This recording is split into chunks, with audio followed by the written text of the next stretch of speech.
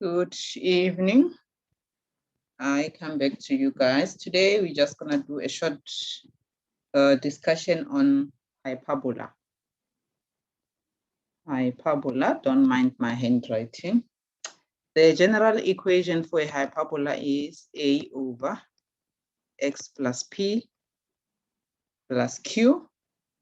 And A is a constant,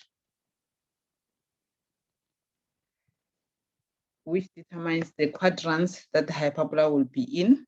So if A is greater than 0, our hyperbola will be in the first and third quadrant. Okay. Remember the quadrants, these are our quadrants. Okay. So first and third quadrant. This is if A is greater than 0. That's where our graph will be. If A is less than 0, our graph will be in the second and fourth quadrant. Okay. So A less than 0, this is where, if our A is less than 0, this is where our graph will be. Okay. And then we've got P. P is the vertical asymptote. Is the vertical asymptote, which is a line.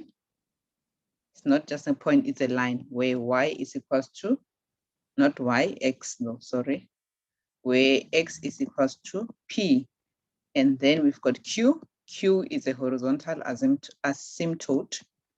Horizontal asymptote,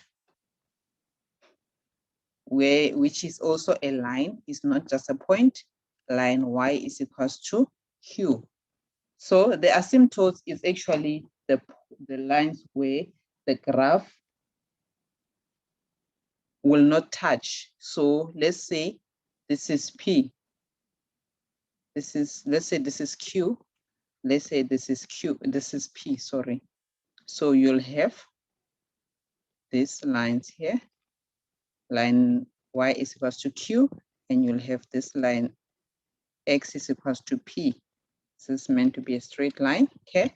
So our graphs will not cross these two lines. Those are the asymptotes, okay? And also the P and Q, the P means is how the graph shifts in the horizontal line, okay? Horizontally. So if the value of P changes, your graph might move to the right or move to the left.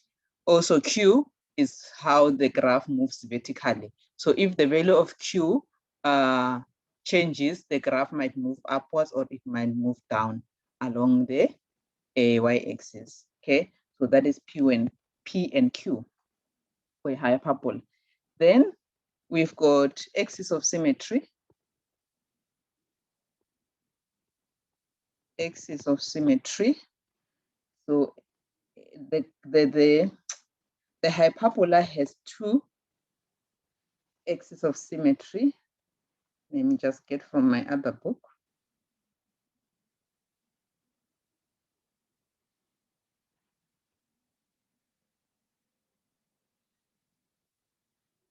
So just to go back, your vertical asymptote is actually x is equals to negative P, not just positive P, okay?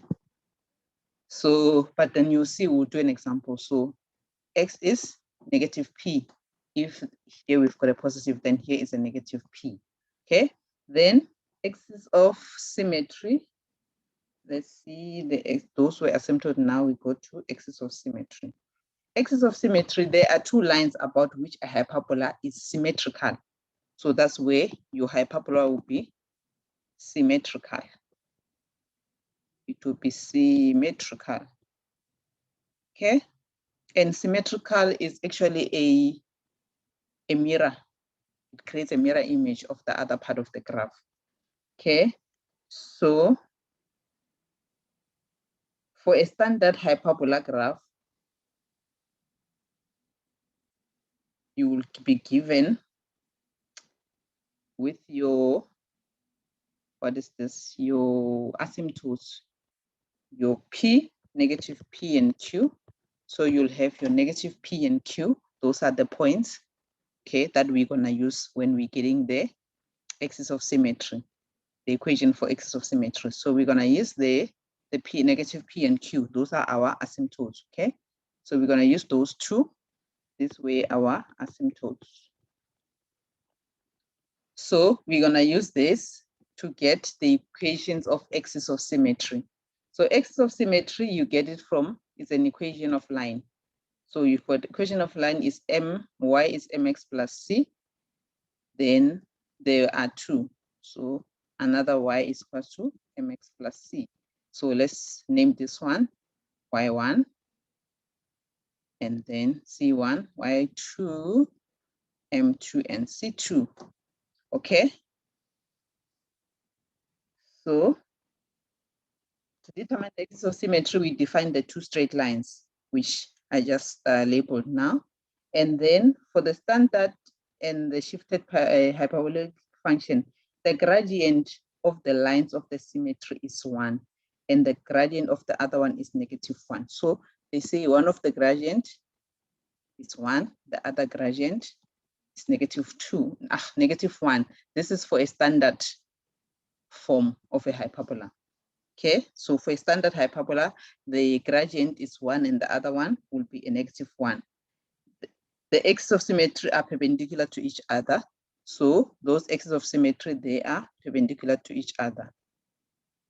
Okay, so equation or function y1 and the other function, they are perpendicular to one another. Okay, so, and then, which means their product, the product of their gradients will give us -1. So then we have y1 is going to be, because m1 is 1, we're going to have x plus c1. Then y2, m2 we said is -1. So this is always the case. Those gradients, one will be 1, the other one will be -1.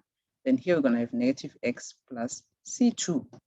Then what we do, you need to take your asymptotes, substitute them in these two formulas to get your C value. So we're going to take y1, y is q, and then x is -p plus c1. On the other side, y is q, and then x is negative. So we have negative, but x is -p plus c. Then you have q is equals to p plus c. This is c2. Then, okay. Then you calculate your c, because c will be a constant. Once you get your c, therefore you're going to end up with your two equations. Then what you do, you take this equation, you draw them on your graph.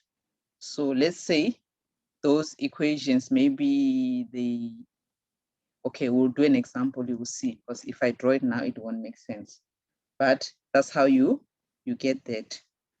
So let's do an example now and draw a hyperbola. Let's see what example I'm gonna get. Okay, save here and clear. This says sketch y is equals to -4 over x plus 2 plus 4. Okay, so the first thing, you see our a is -4. That means a is less than 1. You see where if a is less than 1, our graphs, they're gonna lie in the second and fourth quadrant. That's the first observation you see. And then our, what is it, P and Q, which are asymptotes. Our asymptotes are P and Q. Okay, just give me a sec.